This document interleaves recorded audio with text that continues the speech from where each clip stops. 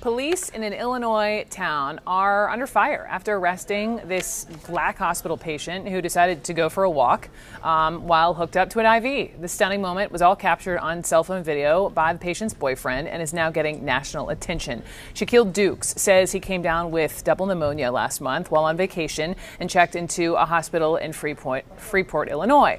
On the next day at the hospital, he was feeling better, asked doctors if he could go out and about for a walk. And as he walked through the hospital parking lot wearing his hospital gown and hooked up to this drip, Duke says a security guard you see there confronted him, accusing him of trying to steal hospital equipment.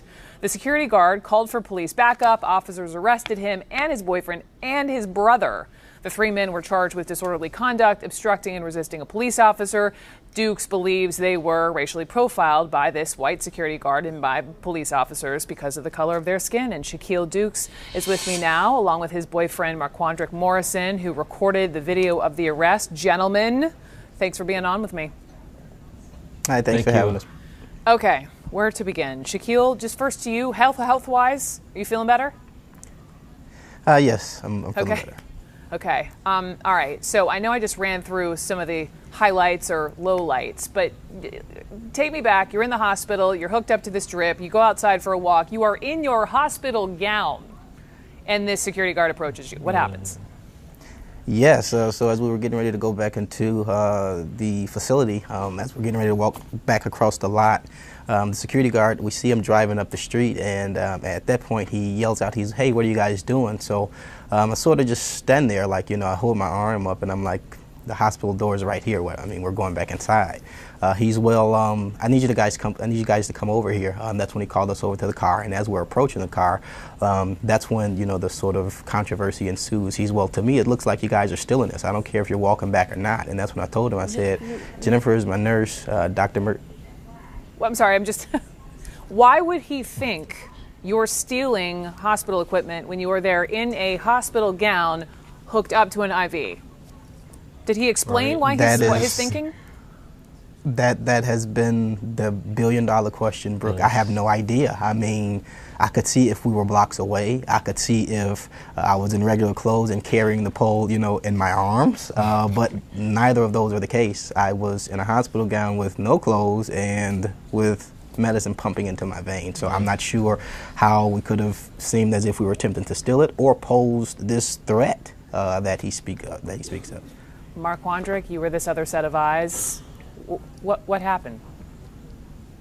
Well, to me, I was shocked, especially coming when he was like, what are you guys trying to do? Sell it on eBay? I'm like, he's in a hospital gown with an IV. Medicine is still, fluids are still running through his veins. So, how crazy could it be? How crazy could you think, I just want to know, what was he thinking? I don't know, It's really crazy to me.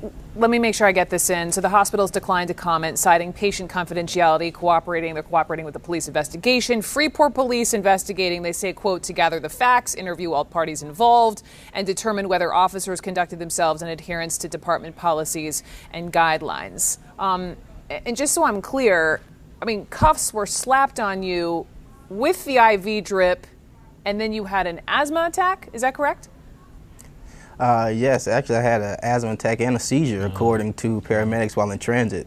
When they first arrested me and told me I was being charged with attempted theft, they took my inhaler then in that moment. And when I got into the back of the squad, I told him that I was there for pneumonia and asthma and that I needed a treatment. He asked the sergeant, who told him no, to transport me to the city jail. And while in transit, that's when I blacked out. When I came back to, I was having an asthma attack, but I was still in the back of the car. At that point, officers came out, another patrolman, she came out, and I told her, I said, I need my inhaler, I can't breathe. And she said, where is it? I said, one of the officers took it. And at that point, that's when he stepped forward and presented the inhaler. At that point, the paramedics were arriving in the lot, and that's when they removed me out of the car and transported me back to the jail. So again, they're investigating. Why do you think this is about the color of your skin? That there's no other clear indication of what this could be about. theft, 3 black males attempting to steal hospital equipment. I mean, like, seriously, what else could this be? We posed no threat whatsoever. Had he simply even attempted to verify or send someone inside to double check our story, we wouldn't be here. But that wasn't the case. I truly feel that because of how we looked, the situation spiraled into something other than what it needed to be. It was initiated by the security and later perpetuated by the police. And really, last question, because this happened, this wasn't yesterday, right? I mean, this was a couple weeks ago. It's my understanding you waited. When was it? When was it? Yes, this happened June 9th. Right, so a couple weeks ago, you waited to post the video because why? And then are you all taking legal action? So we waited because initially after the incident happened, I immediately went and started having dialogue with the administration, with the city of Freeport, with the police department, and with FHN. Initially, I'd given them a timeline of, and I told them, 7 days, I expect some sort of answer, and then I'm going to go public and ask the world what they think about the incident. Throughout that entire process, they've been doing nothing but blowing smoke. I've met with the mayor, with the city manager, with the chief of police, with the chief human resources officer at the hospital.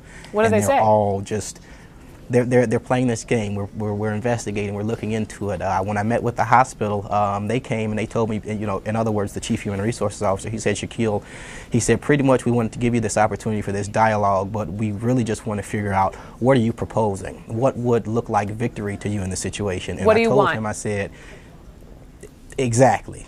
And I told him, this is, if you're insinuating, there's some monetary something that can make this go away, I said, you're ignorant. I said, and with that, it's insulting, and I feel like I'm being handled, and I ended the meeting and left. Have you hired a lawyer?